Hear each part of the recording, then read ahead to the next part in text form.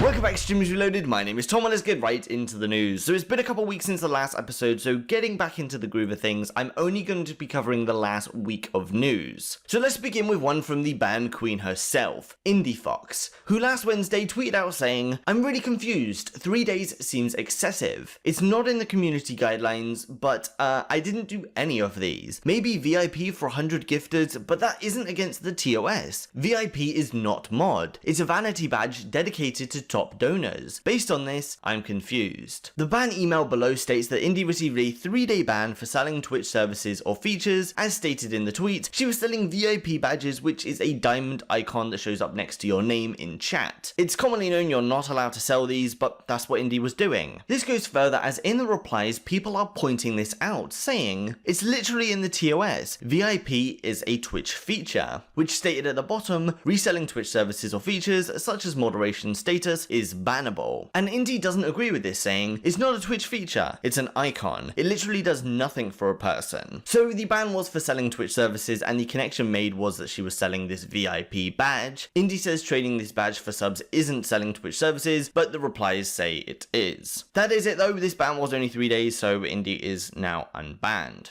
Also, interesting follow-on, in episode 218 we looked at a bit of drama between IndieFoxx and Amouranth. In that case, IndieFoxx made an OnlyFans post where she claimed other streamers were copying her content. In this post, she directly called out a streamer with 2 million followers, which we can connect to Amouranth. In that post, she stated that she would be moving to the daytime slot to mess with her numbers. Well, we're a few weeks later and Amouranth herself even saw the video and responded to some comments, and it appears these two are at war. Some of you have been mentioning that these two do their bikini pool streams at the same time now. And if we're truly basing who wins off the numbers, as of recording this video, Amouranth is in the lead. Not sure how long this is going to go on for, but it appears these two are at war. Next up, we got a bit of on-stream drama from the GTA RP server, of course involving xQc and one of the female cop players known as KylieBitKin. In this case, on the RP server, xQc was robbing a bank. It's a common way for players on the server to make money, in which case a group or single player will go into a bank with a hostage. The group would hack their way into the bank vault, in which the police would show up while the hack is happening. If the group has a hostage, the hostage is used as leverage for the cops to stay outside the bank,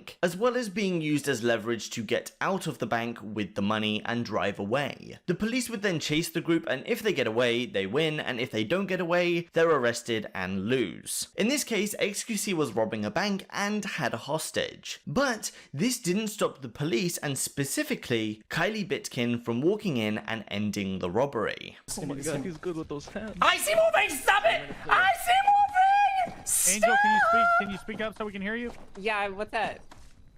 Moving forward. Everything okay inside? Clear over here. 37 shots fired. I got one suspect down. What the? Now, xQc muted his mic here to prevent anything too toxic coming out, and now we go to a few moments before on Kylie's stream. Prior to taking the money off the table, Kylie already walked in and saw there was a hostage. X was telling the hostage to hold the door closed, and Kylie said, "When he starts to collect the money, I'm going to shoot him." Now, stand in the doorway for the guys. Yes. Stop. I want you to put your hands up. I want you to hold the bar. This is such a bad Oh my spot. god. Stop. Just hands up. If he starts collecting, I'm just gonna push in there and shoot him, I think. Holding them. I'm gonna go behind.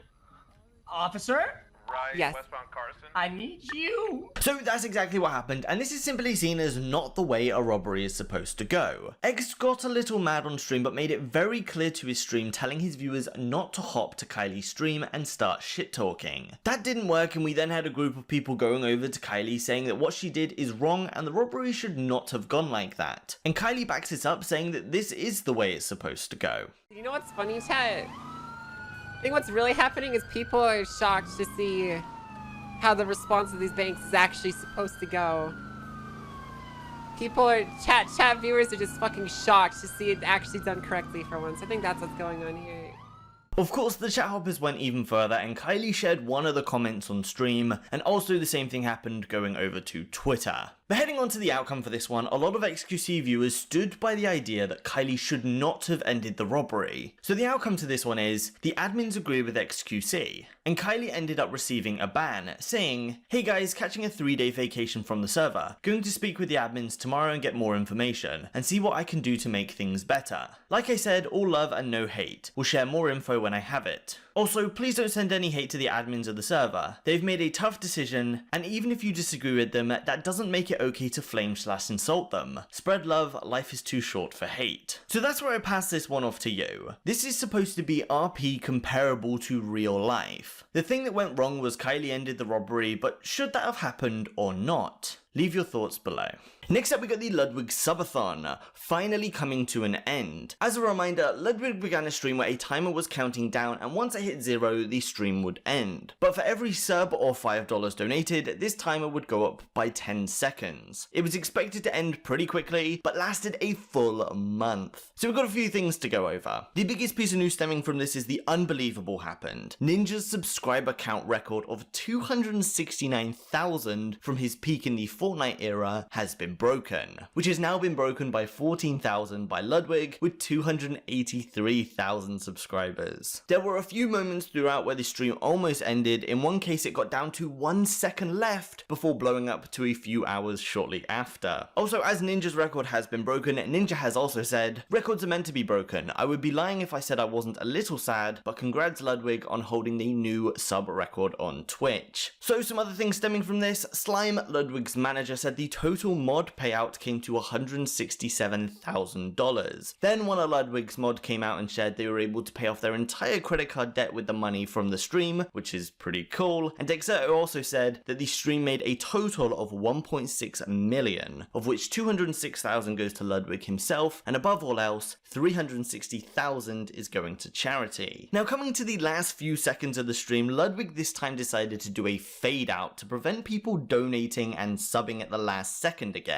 This is evident as after about 4 seconds the screen was completely black, and actually going to the end of the VOD we can see that a ton of subscriptions were gifted, which would of course push the timer back up. So it potentially shouldn't have ended when it actually ended, but you know, it's been 31 days, and this is definitely a big piece of Twitch history now. Then next up we got a cheater caught live in the Valorant community. This one comes from the streamer Solista_TV. Now this player decided to have a face cam with the addition of showing his mouse. Some Fortnite players do this, but when cheating and especially using a trigger bot, having the mouse on stream would show the streamer not clicking the mouse when the game is firing a bullet. So here we have a clip with the streamer shooting and killing enemies, but not pressing the mouse button. We will analyze this further, but first here it is in full.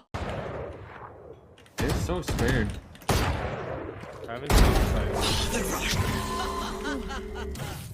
Bomb behind you. 30 seconds left. One enemy remaining.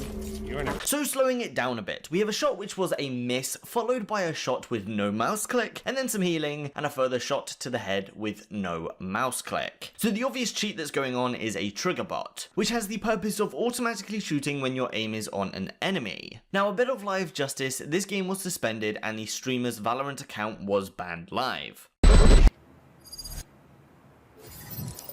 The fuck? What? Really, dude? Then we come on to today, and the Twitch account has also been suspended. But it's important to see what Solista has to say. Now he hasn't released any direct statement on the ban, but has shared and retweeted some info. First, let's note, he has the top 100 Valorant in his bio, pointing out that he's one of the best players in the world. A week ago he tweeted out a screenshot showing he averages 50% of his shots on players' heads. He has also retweeted a lot of people pointing out the ban in a negative way, and has also retweeted some statements, with one reading, "Imagine being so good at a video game he literally shoots with spacebar, and then gets banned for either claims of headshot percentage is insane or no mouse clicks, even though you can clearly read they mention they shoot with spacebar. I don't know, couldn't be Solista TV." And then another one reading, "In protest of Solista TV's ban, I request all mutuals and friends rebind shoot to spacebar and only run Guardian and Sheriff till the clowns at Riot Games reverse their manual ban." So although he hasn't said himself, he retweeted the defense that he uses spacebar space bar to shoot. So I just want to go back over the clip and point out the obvious. The only time he used the mouse button for a shot was the ones he missed. The remaining shots that he didn't use the mouse button for, he used a defense that he was using the space bar to shoot. Also mentionable, he didn't react at all to getting banned, which normally you would, right? So that's why I pass this one off to you yet again. Based on the evidence, was he cheating, or does his defense make sense? And that's actually where I'm going to end today's video. Sorry it's a bit shorter one than normal. I haven't paid a whole lot of attention to Twitch this week. Also, if you're gonna go watch the last episode, keep in mind it is an April Fool's episode. Anyway, I want to thank you all for watching as normal, and I hope to see you in the next one.